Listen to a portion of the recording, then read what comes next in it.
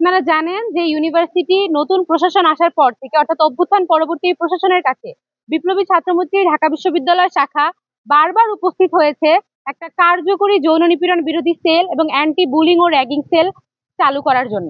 আমরা বারবার প্রশাসনের কাছ থেকে শুনেছি এবং আজকেও আমাদেরকে বিদিশা ম্যাম যেটা জানিয়েছে যে তারা সকল ডিনের সাথে বসে এই ধরনের উদ্যোগ গ্রহণ করেছিল যে প্রত্যেকটা ফ্যাকাল্টিতে তারা একটা অভিযোগ বক্স স্থাপন করবে। কিন্তু এই ডিসিশন জুলাইতে হলেও এখন চলছে নভেম্বরের 4 তারিখ, আমরা কোনো ফ্যাকাল্টিতে এ ধরনের কোনো বক্স দেখতে পাই না। তার পাশাপাশি আপনারা জানেন ঢাকা বিশ্ববিদ্যালয় শিক্ষার্থী সংসদ নামে একটা নিপীড়নের মঞ্চ তৈরি করা হয়েছে, যেই মঞ্চের মধ্যে আসলে বিশ্ববিদ্যালয় প্রশাসনের অনেক মাননীয় শিক্ষকেরা নিজেরাই উপস্থিত আছেন এবং আমরা সেই প্ল্যাটফর্মে দেখি আসলে যে প্রতিনিয়ত আমাদের নারী শিক্ষার্থীদেরকে, আমাদের নারী শিক্ষকদেরকে ট্যাগিং করা হয়, তাদেরকে স্লাট শেমিং করা হয়, তাদেরকে অপদস্থ করা হয়।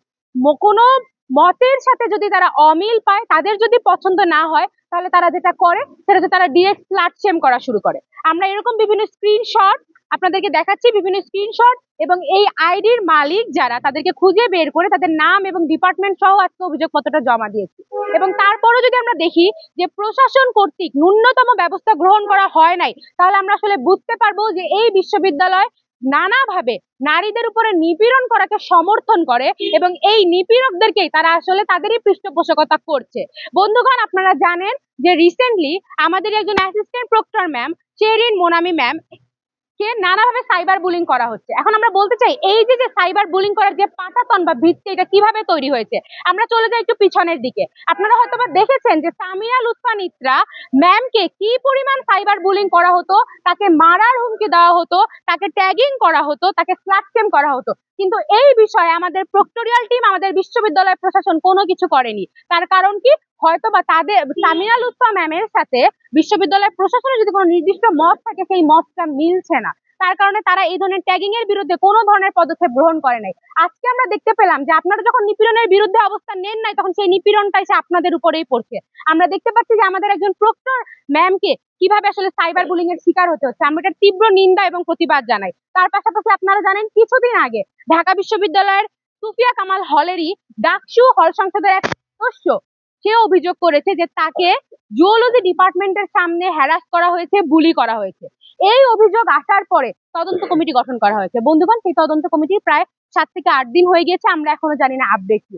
বারবার শিক্ষার্থীরা অভিযোগগুলো নিয়ে উপস্থিত হচ্ছে, কিন্তু আমাদেরকে আমলাতান্ত্রিক জটিলতার মধ্যে আটকে দেওয়া হচ্ছে।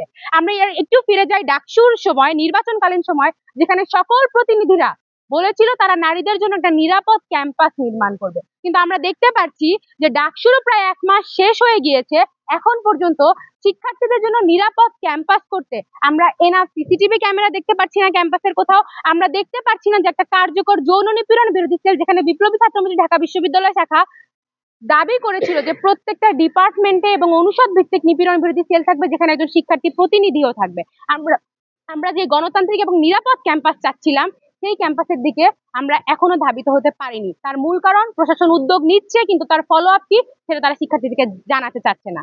আমরা যে অভিযোগ দিয়েছি, আমরা সেই অভিযোগের ফলো আপ বা আপডেট নেওয়ার জন্য আগামী 14 তারিখে আবার প্রশাসনের কাছে আসব এবং আমরা চাই যারা এই ধরনের বক্তব্য দিয়েছে, যারা এই ধরনের মন্তব্য করেছে, তাদেরকে বিশ্ববিদ্যালয়ের প্রশাসন একটা শো কজ লেটার পাঠাবে। যদি না পাঠিয়ে থাকে, তাহলে আমরা বলবো যে আসলে এই বিশ্ববিদ্যালয় প্রশাসন কোনো না কোনোভাবে নারী নিপীড়কদের একটা বিশাল আশ্রয়স্থল হিসেবে নিজেদেরকে প্রতিষ্ঠিত করেছে। এর জন্য কি উদ্যোগ নেওয়া হবে, তার ফলো আপ কি, সেটা কেন ইউনিভার্সিটির স্টুডেন্টদের কাছে জানানো হলো না, সেটা গুরুত্বপূর্ণ প্রশ্ন। এবং আমার কাছে মনে হয় এই উত্তর আপনাদের কাছে ডাকসু নির্বাচিত প্রতিনিধিদের কাছেই করা উচিত, যে কেন তারা আসলে শিক্ষার্থীদের, নারী শিক্ষার্থীদের নিরাপত্তাটা তাদের প্রধান ইস্যু বা মেইন কনসার্ন হতে পারছে না। কেন তারা আসলে প্রশাসনকে প্রেসার দিয়ে একটা কার্যকর যৌন নিপীড়ন বিরোধী cell, anti cyber bullying cell কার্যকর করতে পারছে না।